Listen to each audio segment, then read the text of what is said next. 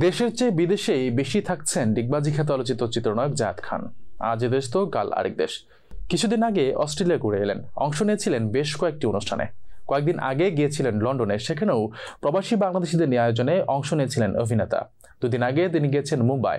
London মাতি কয়েকদিনের মধ্যে আবার মুম্বাই কেন, এমন প্রশ্নে তিনি বলেন, আমার প্রিয় শহরের মধ্যে অন্যতম হচ্ছে মুম্বাই। এ কারণে মন চালেই মুম্বাই বেড়াতে যাই। এবারও তাই হয়েছে। ব্যক্তিগত কাজে আসা, দিন 7 থাকবো। এর আগে বহুবার মুম্বাই গেছেন জায়েদ। বললেন, এখানে আমার অনেক বন্ধু আছে, বলিউডের অনেকের সঙ্গে আমার বন্ধুত্ব হয়েছে।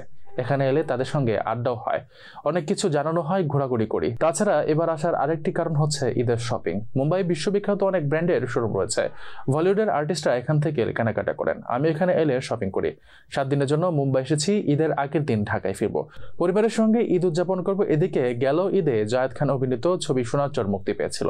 এবার এই ছবির ওয়ার্ল্ড টিভি প্রিমিয়ার হচ্ছে চ্যানেল আয়ের পর্দায়। ঈদুল আজহার আয়োজনে ঈদের 6ষ্ঠ দিন সকাল 10টা 15 মিনিটে ওয়ার্ল্ড টিভি প্রিমিয়ার হচ্ছে জায়েদ হাসান পরিচালিত সোনার চর সিনেমা।